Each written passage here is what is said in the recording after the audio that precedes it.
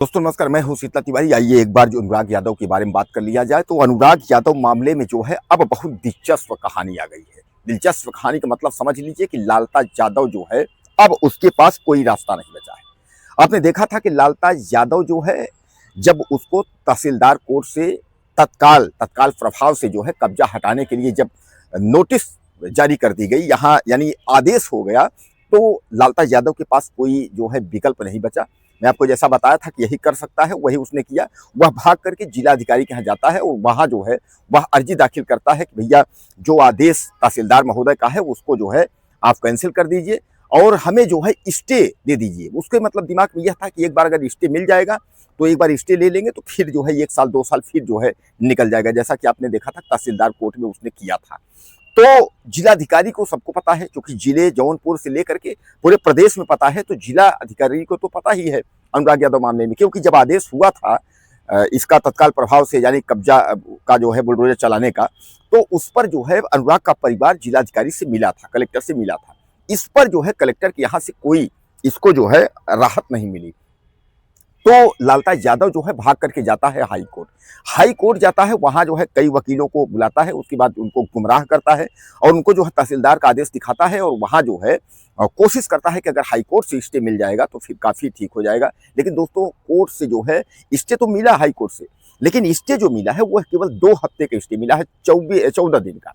14 दिन के यानी मतलब आप समझ लीजिए कि वह 12 तारीख को स्टे उसने लाया है और 24 तारीख को यानी आप यानी चलिए यानी 10 तारीख आप मान के चलिए, तो 14 10 24 यानी 10 तारीख को उसने स्टे निकाला है। 10 नवंबर को 24 नवंबर तक का जो है स्टे है और उसने कहा हाईकोर्ट ने कि 14 दिन तक जो है प्रशासन कोई कानूनी कार्यवाही जो है, कानूनी कार्यवाही मतलब यह है कि बुलडोजर की प्रक्रिया जो है जबरन नहीं कर सकती है। यानी कुल मिलाकर सीधे सीधे 2 हफ्ते का हाई कोर्ट ने स्टे उसको दिया था कि इसका घर नहीं गिरेगा, नहीं ये गिरता, थोड़ा समय लगता जो है। तो 2 हफ्ते तक जो है उसका धीरे धीरे करके जो है निकल गया। अब इसके पास बचे जो है बहुत कम दिन, यानी कहने का तात्पर्य जो है अब आप समझ लीजिए कि अब उसके पास जो है 10 तारीख को जो स्टे आया है, तो आज 18 तारीख है, 2 20 4 यानी 5 से 6 दिन इसके पास जो है और बचे हैं।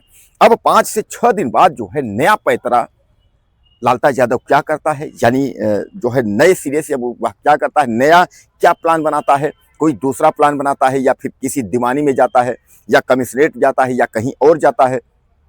क्योंकि हाई कोर्ट ने यह कह दिया है कि इसके बाद जो है जो कुछ भी है आपको जिला न्यायालय में यानी जिलाधिकारी के यहाँ से सब कुछ कंप्लीट कर लेना है।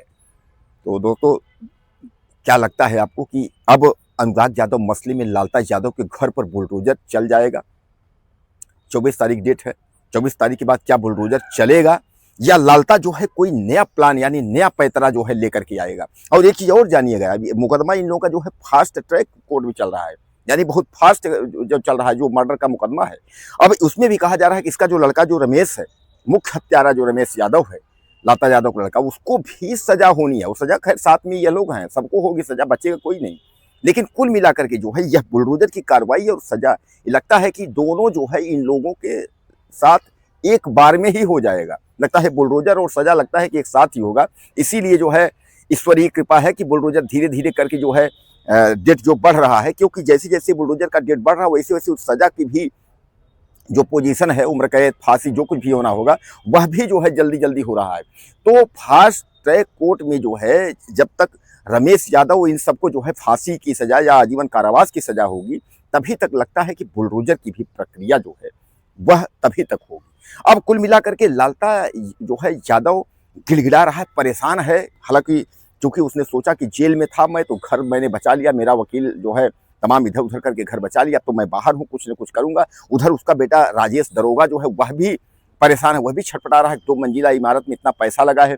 और दूसरी चीज़ ये है, दूसरी बात सबसे कि वह जो मकान है वह जो है बचत में है, ग्राम समाज में है। दोस्तों मैंने एक बार कहा था कि देखो देर है अंधेर नहीं, एक न एक दिन जो है प्रशासन का डंडा जो है इसके ऊपर चलेगा।